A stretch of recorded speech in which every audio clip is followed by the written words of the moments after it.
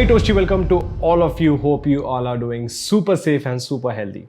Earlier this week, I got an opportunity to interact with the entrepreneur community where we were discussing about the current situation of how the whole coronavirus situation has impacted everyone's ventures. The discussion went on for a couple of hours and it got concluded on a note that doesn't matter how many problems occur, the job of entrepreneur is to still keep going, keep innovating, and create new ways to navigate through the worst times and make sure we all survive. And it made me realize that is so true. Let's take a look at the history of entrepreneurship. The word entrepreneur first got used in the year 1723, and further the word entrepreneurship got coined around 1920s. In India, the trend of entrepreneurship took place from the year 2013, and since then it has been a trending word. If given a choice, infrastructure, finance, and a team, everyone would want to be an entrepreneur. But a reality check here. Entrepreneurs don't get this luxury of free infrastructure, free finance, and a free team so easily. They really have to strive hard for it and build one and retain one.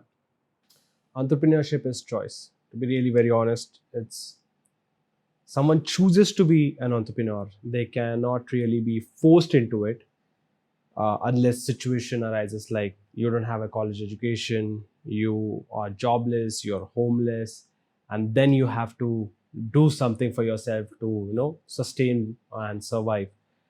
But then if you see, especially the case with the millennials and the upcoming generations, it's more about they make it as they choose it. They don't really get forced into it, but they choose it that they want to be an entrepreneur. And that's the way I believe that it should be, because if you're getting forced into entrepreneurship, then you might not be a great entrepreneur. The company you're heading, the projects you're leading, or maybe you might be a freelancer as well. You might not do justice to the job if you are forced into entrepreneurship or you're forced to do things on your own. Let's understand who is an entrepreneur and what is entrepreneurship. An entrepreneur is someone who initiates or starts a project or a venture with an intent to solve a market problem with his or her unique idea. It can also be more on the front that entrepreneur might take up an existing solution to a problem and make it more effective by keeping the price affordable for the end user or the customer. Now that sounded like one heck of a definition from my visiting faculty to MBA college lectures. Anyway, but that is what it is. Many entrepreneurs have their own definitions, but what you shall find as a common is adding value to the marketplace by solving a problem or a challenge. And anyone who develops a solution and sells it to the marketplace, that is where the entrepreneurship gets completed.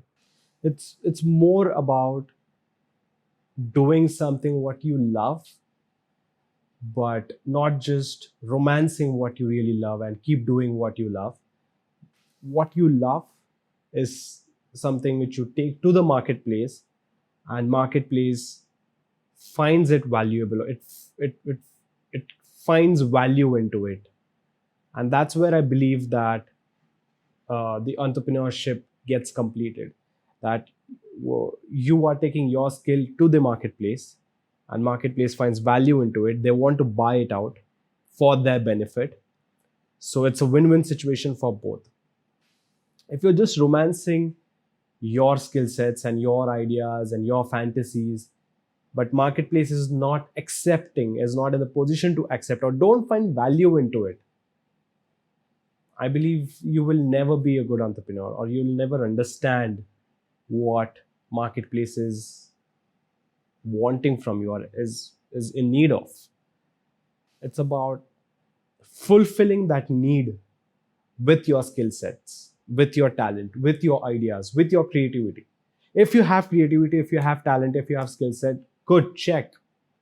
But you also need to really see in which area does that skill set or that talent is really fitting into the market. I call it as a skill fit, because you take your skill set, you go out there, You start selling them out, and people really start finding value into it and they want to purchase it. Job done. That's entrepreneurship. That's what I believe really entrepreneurship is.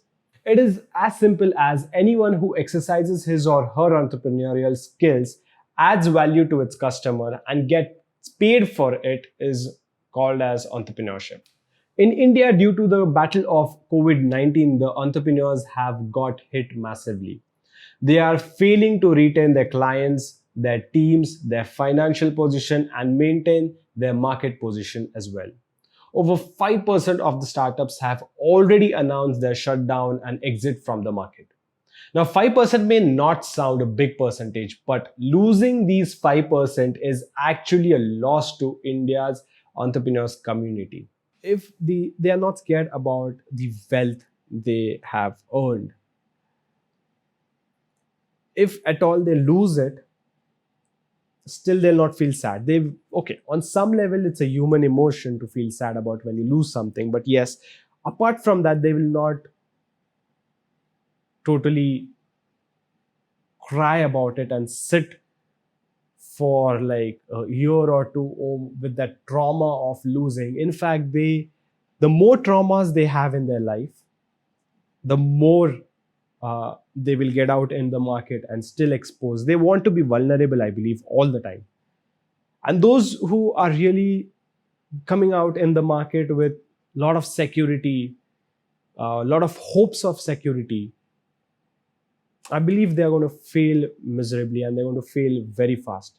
So the early you learn that entrepreneurship is about being vulnerable out there, naked out there, where anyone can come and hit you in your face and punch you in your face so hard that you will be wiped out of the market, but still you make an effort to stay right there in the market and develop yourself.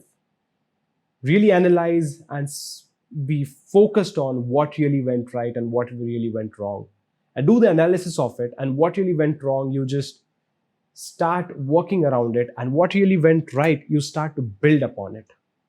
You make it as your strength and you start working on your strength. You need time when you fail, but then what kind of time are you investing when you fail? It that is what makes the bigger difference. What quality time are you spending? If you're spending time crying about the problem and the failure, you're always going to be you have failed. You have accepted your the failure. But when you are analyzing your failure, what went right, what went wrong, what do I need in this current situation, what do I really need to work on, that's where the whole thing comes in. Do I really need to learn any kind of a people management talent? Do I really need to learn financial management? Do I really need to learn cost management? Do I really need to learn marketing or sales? What do I really need to learn? The whole world out there is now on internet. It's very simple for millennials and even for past generations as well. But since I belong to millennial, I want to just be focused on that generation, that it's so damn easy to really master any skill set, to really learn things. I am a self-learner and I believe in self-learning. I don't believe in college education. I don't believe in school education, though I have done my school and college education. But then I have gone through my self-education journey, and I always prefer to be self-educated, because I know that when I'm educating myself, it is my responsibility to make myself so well, prepare myself so well, not for the exams which I have to write in school or college, but for the exams which marketplace is going to throw me from time to time. And that's not the only one exam, I believe. It's going to be a lifelong exam. And I want to prepare for that. I want to learn for that. That's where my focus is, and that's how I really want it to be. That gives me the motivation. That gives me to be on my feet every single time. 18 hours a day at a stretch, I'm bang on. I'll still make it happen, irrespective of all the health issues and Yes, now there is another perspective that if you don't have your health, what's the use of it? But I believe that your health will always support you if you are into something which you really love, if you are enjoying that journey, because what body understands is pain and pleasure. If your body is feeling pleasure in the 18 hours of at a stretch of work, your body is going to support you, your creative head is going to support you, your eyes are going to support you, your all the senses are going to always going to help you. Already the community of entrepreneurs is small in size as compared to the young population of India. So it is a hard time for entrepreneurs right now. But they need to stick to this one word which makes the whole difference, and that is perseverance. Steve Jobs has quoted it very well. I am convinced that about half of what separates successful entrepreneurs from the non successful ones is pure perseverance. And I totally get it. It is a buzzword. Entrepreneurship is buzzword. Entrepreneur is a buzzword. Startup is a buzzword. It's maybe because what people are fantasizing about more about entrepreneurship, entrepreneur or startup is about the after benefits, the long term benefits that's they have seen companies like Facebook, WhatsApp, Twitter, so many other companies getting acquired or getting funded, getting so bought in, sold out, whatever which gets converted into money. The amount is huge.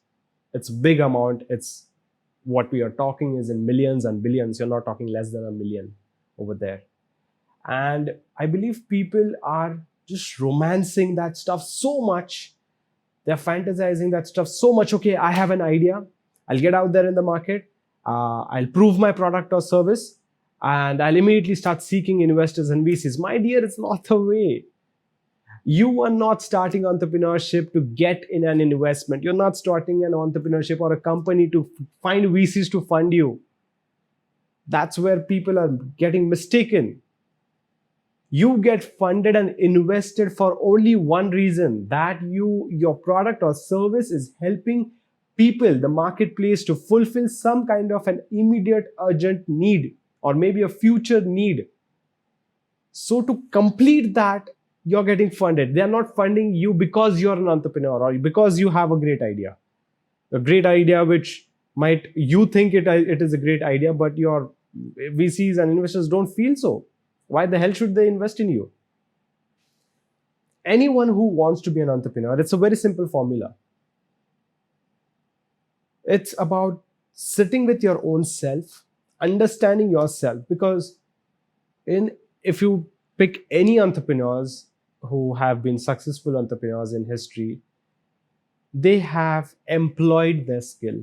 They have employed what they loved. They have employed their passion. They have not just fooled around and played around that, okay, now, okay, I love doing this thing. Okay, I'll go out there and I'll start doing it, and people will come, and then investors will come and then fund me, and then I'll be a millionaire, and then I'll be a billionaire. But I believe many of them who are fantasizing or romancing this idea of millionaire entrepreneur and billionaire entrepreneur and $1 billion of investment funding and all those stuff, they are just watching too much of YouTube videos, and they're just following a lot of fake entrepreneurs or those who are not really entrepreneurs, but they show how an entrepreneur life is. But what they don't show is what goes behind the scene, the 18 hours of hard work, the the compromises and sacrifices which you do behind the scenes for 10 years at least. But the true entrepreneurs, you'll never find them romancing it, because what their focus is more on, how can I make it much more uh, um, helpful to my customers, to my existing customers, and how can I acquire more customers and more clients, how can I help more people. That's where the focus is, and that's where their formula is of growth. They keep on growing and growing and growing without any concern about how much are they really earning. Okay, as long as they are being survived, Of course, if the survival is taken care of, they will not be worried about anything. If their family is being taken care of, they'll not be much worried about their survival. If their kids are getting good education, and they're going to good college, and they're they are into good activities, and they are getting good lifestyle, that's sufficient for the entrepreneurs. People do make an effort to really not support you.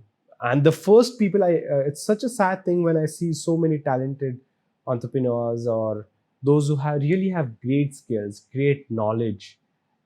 They are very calm, composed. They are actually the right fit for an entrepreneur or to lead a startup. But just because of the non-support of their parents, friends, family, they really are scared, and they don't want to get out there in the market and really be an entrepreneur. And that's really sad. That really hurts me when I go on the platforms wherein I get to meet these young people from my generation, the millennials. I feel really very sad about it, that, man, you have so much of talent.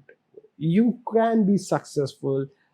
I know it, I can feel it, but then they have always this big but, that no, my mom, dad don't support me. They feel that I have a student loan now, I have my education loan now, so I should just get a good job, start repaying my loan, and once the loan is done, then I might just start figuring out how can I settle down my family.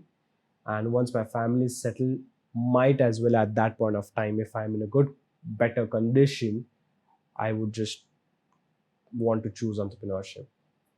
And that never happens. That's the sad part. That never happens. That day doesn't come. Because when you're 35, 40, and when you have kids, you really, really, really, if you didn't take a chance when in your student life, it's very difficult that you'll take a chance when you have kids. Now, we don't just want to give you motivation and leave you high and dry in this episode with just quotes and motivation. We actually came up with a very simple question for entrepreneurs to keep themselves going in these times. There is a lot of more content out there which is already giving a lot of in-depth detailed plan about how can you survive yourself. But then we thought of just making a try to make a difference to the entrepreneurs community. So here it is. The one of the crisis point because of which any business is impacted are its customers. If there are no customers out there, there is no demand.